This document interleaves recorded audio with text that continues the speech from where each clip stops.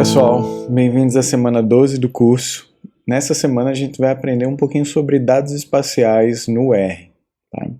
Então, para quem não conhece nada de dados espaciais, primeiro eu sugiro que vocês vejam esse vídeo mais teórico que eu vou botar o link aqui, e depois venha ver essa videoaula mais prática. Então, mas basicamente, né, os dados espaciais eles vão estar separados entre dados vetoriais e dados matriciais, tá? Então nessa aula a gente vai aprender um pouco sobre esses dados vetoriais aqui, que são os pontos de ocorrência, shapefiles, linhas espaciais, tá? Então para isso, antes de mais nada, eu preciso que vocês instalem um pacote chamado raster. Então escreve aqui install.packages, abre e fecha parênteses, escreve aqui dentro raster, deixa eu dar um zoom maior aqui para vocês verem. Raster. Ok. Instala ele aqui, tá? O meu ele já está instalado, então eu vou cancelar aqui. Mas uma vez que você tenha instalado, usa o library, escreve aqui raster. Ele vai carregar para a gente o pacote que a gente precisa, tá? Além de carregar alguns pacotes básicos para análises espaciais no R, como o pacote SCP. Aqui, ó, carregou aqui o nosso pacote, o raster, tá? Lembra de ir comentando ao longo do código. Então, dados espaciais no R, pacotes. Eu costumo deixar a instalação assim, né, com a hashtag para que toda vez você não precise ficar instalando. Deixa aqui o carregamento do pacote, tá? E a primeira coisa, então, que eu vou mostrar para vocês é como abrir um shapefile no R, tá? Para a gente abrir um shapefile, a gente usa a função shapefile do raster, tá? Ele vai estar aqui entre parênteses. Existem outras funções que abrem shapefiles no R, né?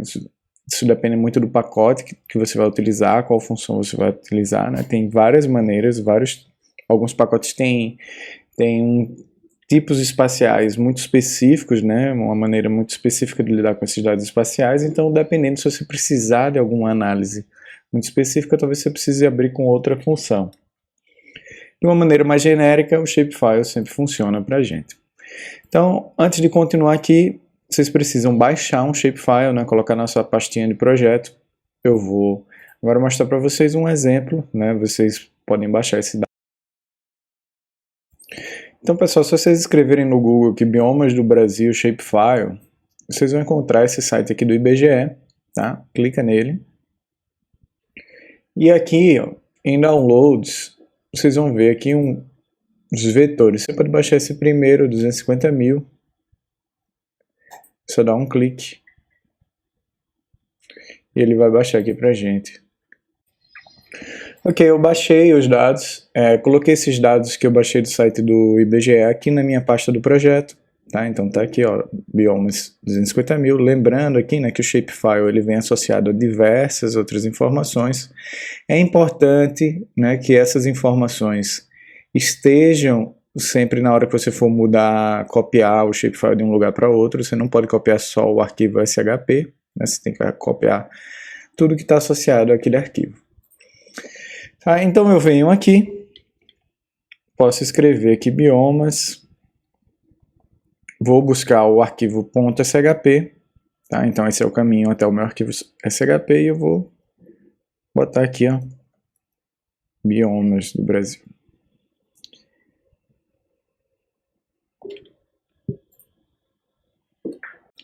Ele vai dar um warning aqui só porque ele descartou parte da nossa informação, né, da projeção desse shapefile. Não tem problema que ele manteve o que era importante. Se você quiser saber um pouco mais sobre isso, eu sugiro também aqui outro vídeo, né, para entender melhor sobre projeções. E a gente vai dar uma olhada agora então nesse objeto biomas que aparece. Então esse é um objeto do tipo Spatial Polygons Data Frame, tá? Então ele é um polígono, né, um polígono espacial. E ele tem um data frame associado, tá? Ele está dizendo a extensão dele aqui, os limites da extensão, então ele faz um quadrado ao redor dos limites máximos e mínimos desse bioma. Ele me diz aqui os dados de projeção, onde tem aqui o CRS, certo? E aqui ele me diz que tem duas variáveis associadas a cada um desses polígonos, que tem o nome bioma e o nome código do bioma. Aqui, tá? Então, por exemplo, e aí ele vai dizer aqui, ó, vai dar o mínimo e o máximo como exemplos, tá?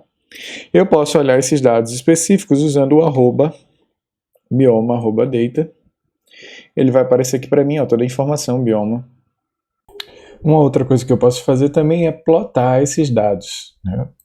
Aqui, a título só de exemplo, como plotar, normalmente criar gráficos com shapefile no R, ele às vezes demora bastante, tá? Então, uma coisa que eu vou fazer aqui é, vamos carregar o pacote chamado rgeos, tá? Se você não tem, eu uso essa mesma função install.packages e só troca aqui o nome de raster para rgeos. E eu vou usar uma função do rgeos chamada gsimplify. Tá? E aí eu vou usar essa função aqui, gsimplify, simplesmente para plotar, tá? Mas você não precisa fazer isso não também.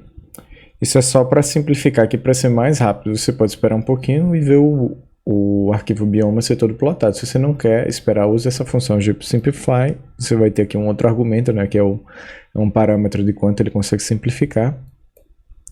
Eu vou colocar aqui até biomas simp, né?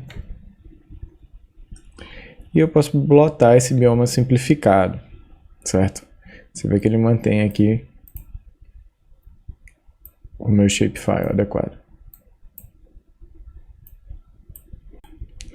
Então, pessoal, uma outra coisa que dá para fazer aqui com o shapefile é a gente pode fazer um subset dele. Por exemplo, se eu quiser remover, né? Deixa eu vir aqui. Se eu tenho aqui meus dados, né?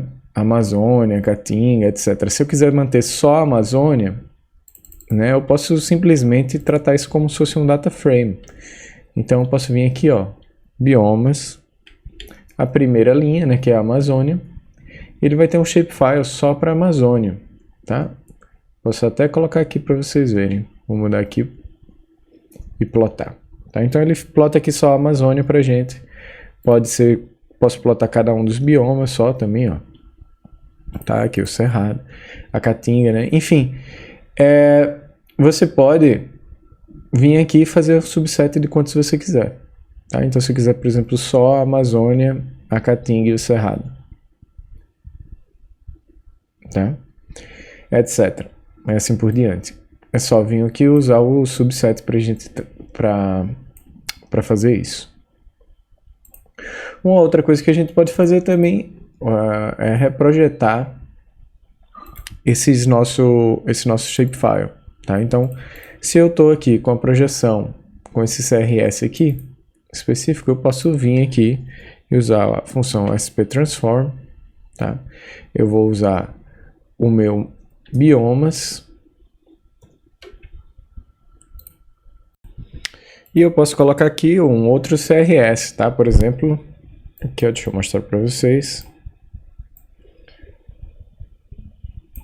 o CRS aqui para o WGS84, tá? Então, se eu fizer isso aqui, ele vai fazer a transformação do meu bioma, tá? Eu posso salvar aqui, por exemplo, como bioma, então enter, bioma reproj, então bioma WGS 84. A mesma função que você usa para abrir um shapefile, você pode usar para salvar também, tá, pessoal? Você pode vir aqui usar o shapefile, escreve o nome do shape que você quer gravar, escreve aqui file name e dá o caminho para ele. Então eu vou colocar aqui bioma, pode ser um bioma transformado, né, .shp, e eu posso salvar ele como eu quiser, tá? Então, por exemplo, se eu quiser salvar o bioma simplificado,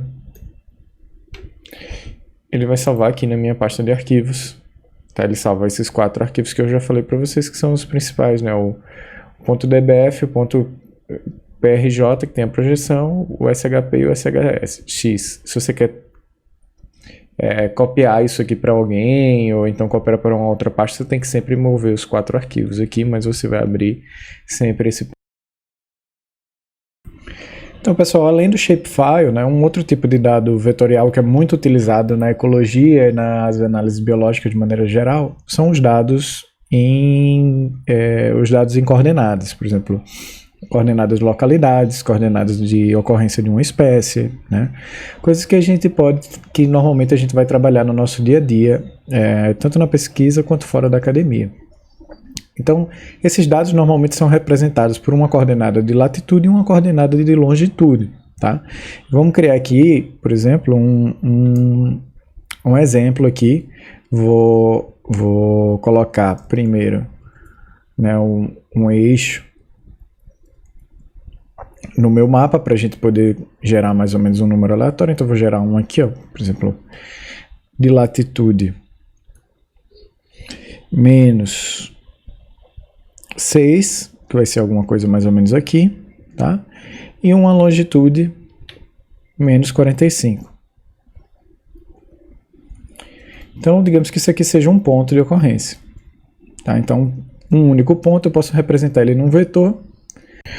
Um detalhe importante é que, na verdade, aqui tem que ser ao contrário, né? Aqui primeiro tem que vir um x e depois o y, tá? Uma outra coisa é que, se a gente quiser acrescentar, então, 1.2, né? Digamos que eu tenho aqui agora 46 e menos 7. Eu posso criar agora uma matriz disso aqui. Então, vou ter, por exemplo, aqui meus pontos. Posso usar a função rbind para juntar o ponto 1 e o ponto 2. Ou posso criar diretamente numa matriz, tá? Isso aqui. Então tá, olha, eu tenho o meu x e o meu y aqui. Se quiser, posso dar nomear as colunas, etc., mas não é necessário. Se eu quiser adicionar ao meu mapa esses pontos, eu posso usar a função points, né? Eu jogo aqui pontos, vou colocar a cor vermelha, posso mudar o PCH para 20 e o tamanho para 2. Quando eu adiciono, vocês vão ver que ele aparece aqui no meu mapinha, né? Então, minhas coordenadas. É importante, pessoal, lembrar que aqui, da maneira como ele está, ele tem as coordenadas geográficas, tá? Mas ele falta um aspecto importante, que é a projeção desses dados de coordenada. Então, geralmente, quando você obtém dados de coordenada geográfica, eles vêm associados a um datum e a uma projeção específica, né? As coordenadas, às vezes, estão, por exemplo, em UTM, né, em metros, pode estar latitude e longitude, pode estar em alguma projeção específica. Então, só a matriz de pontos, né, ela funciona aqui para o mapa e tudo mais, mas é importante que a gente esteja associado ele a uma projeção específica. Então, você tem que criar, na verdade, um objeto do tipo Spatial Points para estar trabalhando com isso. Então, para criar um Spatial Points, na verdade, eu posso usar a função Spatial Points do pacote SP. Tá? Então, eu uso simplesmente Spatial Points aqui nos meus pontos, e ele gera aqui os pontos espaciais, então numa estrutura de pontos espaciais. Obviamente ele não tem uma projeção, mas você pode dar uma projeção, né? Então se eu colocar aqui, ó, chamar esse objeto de XY, eu posso dar uma projeção, usando, por exemplo, se a projeção dele original tivesse em WGS 84, eu poderia vir aqui, usar projection, XY, e atribuir esse CRS, tá? Então agora eu tenho os pontos espaciais, né, com 2. Ele está dizendo aqui que tem 2 pontos. Essa aqui é a extensão, né, dos meus pontos.